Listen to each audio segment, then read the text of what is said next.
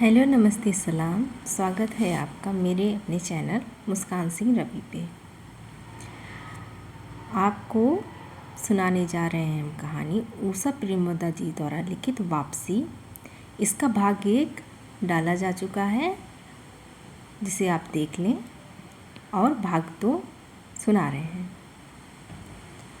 अगले दिन वह सुबह घूमकर लौटे तो उन्होंने पाया कि बैठक में उनकी चारपाई नहीं है।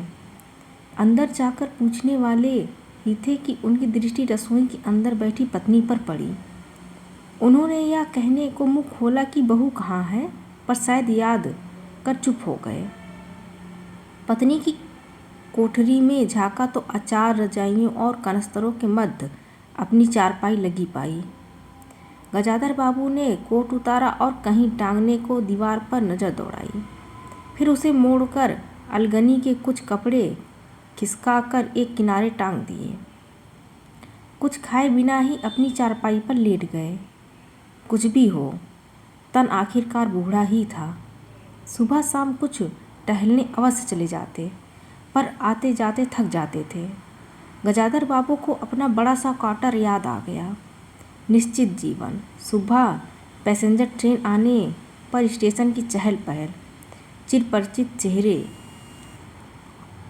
और पटरी पर रेल की पहियों की खटखट, जो उनके लिए मधुर संगीत की तरह थी।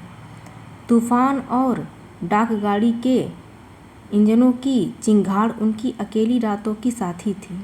सेठ रामजी मल की मिल के कुछ लोग कभी कभी पास आकर बैठते, वही उनका दायरा था, वही उनके साथी।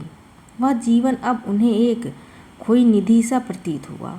उन्हें लगा कि वह जिंदगी दोबारा ठगे गए हैं।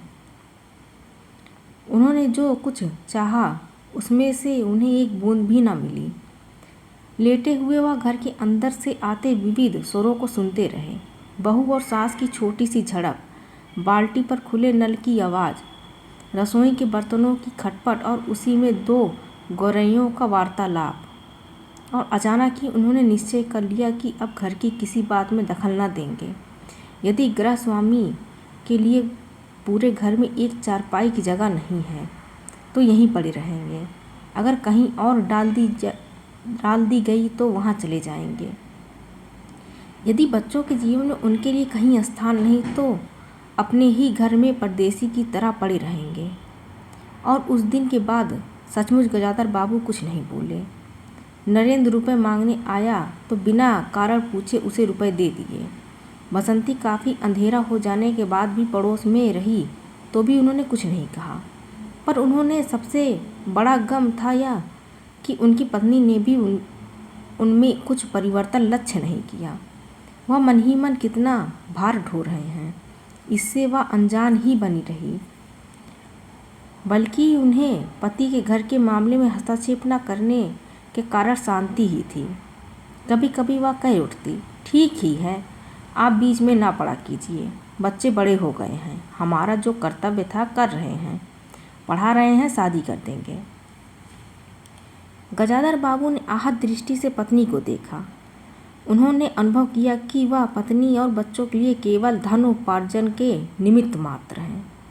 जिस व्यक्ति के अस्तित्व से पत्नी मांग में सिंदूर डालने की अधिकारिणी है, समाज में उसकी प्रतिष्ठा है, उसके सामने वह 2 वक्त भोजन की थाली रख देने से सारे कर्तव्यों से छुट्टी पा जाती है। वह घी और चीनी के डिब्बों में इतनी रमी हुई है कि अब वही उसकी संपूर्ण दुनिया बन गई है। गजाधर बाबू उनके जीवन के केंद्र नहीं हो सकते। उन्हें तो अब बेटी की शादी के लिए भी उत्साह बुझ गया। किसी बात में हस्तक्षेप न करने के निश्चय के बाद भी उनका अस्तित्व उस वातावरण का एक भाग न बन सका। उनकी उपस्थिति उस घर में ऐसी असंगत लगने लगी थी जैसे सजी हुई बैठक में उनकी चारपाई थी। उनकी सारी खुशी एक गहरी उदासीनता में डूब गई। इतने सब निश्चयों के बावजूद एक दिन बीच में दखल दे बैठे।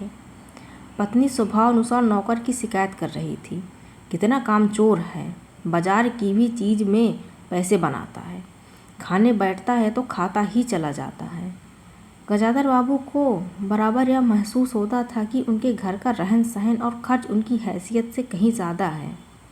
पत्नी की बात सुनकर कहते कि नौकर का खर्च बिल्कुल बेकार है, छोटा मोटा काम है, घर में 3 मर्द हैं, कोई ना कोई कर ही देगा। उनने उस दिन नौकर का हिसाब कर दिया। अमर दफ्तर से आया तो नौकर को पुकारने लगा। अमर की बहू बोली, बाबूजी ने नौकर छुड़ा दिया है।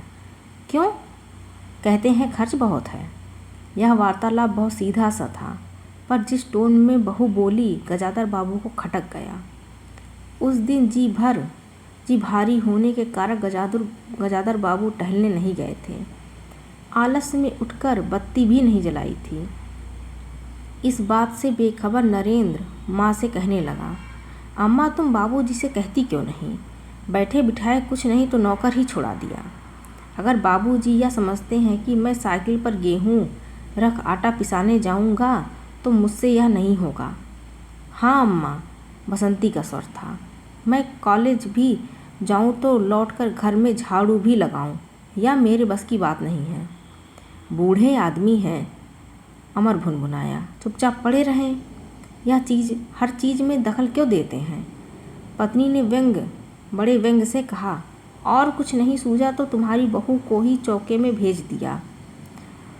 वह गई तो 15 दिन का राशन 5 दिन में बनाकर रख दिया। बहू कुछ कहे इससे पहले वह चौके में घुस गई। कुछ देर में अपनी कोठरी में आई और बिजली जलाई तो गजाधर बाबू को लेटे देख बड़ी सिटपिटाई। गजाधर बाबू की मुख मुद्रा से वह उनमें भावों का अनुमान न लगा सकी। वह चुप आंखें बंद किए लेटे रहे। गजाधर बाबू चिट्ठी हाथ में लिए अंदर आए और पत्नी को पुकारा।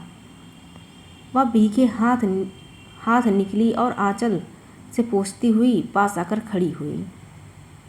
गजाधर बाबू ने बिना किसी भूमिका के कहा, मुझे सेठ रामजी मल की चीनी मिल में नौकरी मिल गई। खाली बैठे रहने से तो 4 पैसे घर में आए वही अच्छा है। उन्होंने तो पहले ही कहा था, मैंने ही मना कर दिया था। फिर कुछ रुककर जैसे बुझी हुई आग में चिंगारी चमक उठे। उन्होंने धीमे स्वर में कहा, मैंने सोचा था कि बरसों तुम सबसे अलग रहने के बाद अवकाश पाकर परिवार के साथ रहूँगा।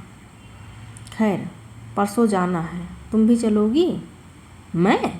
पत्नी ने सकपका कर कहा, मैं चलूँगी तो यहाँ का क्या होगा? इतनी बड़ी गृहस्थी, फिर सियानी लड़की। बात बीच में काट कर गजाधर बाबू ने हताश स्वर में कहा, ठीक है, तुम यहीं रहो, मैंने तो ऐसे ही कहा था, और गहरे मौन में डूब गए।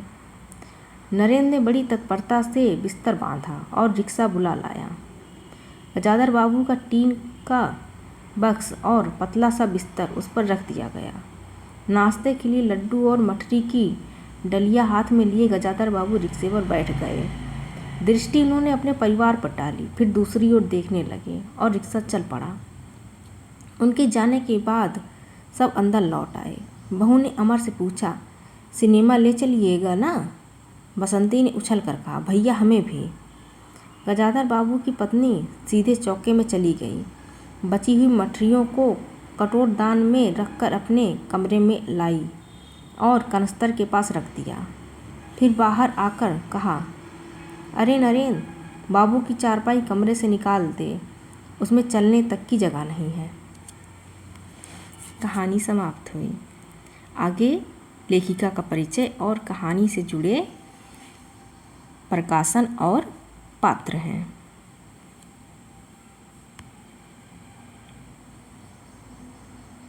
लेखिका का परिचय।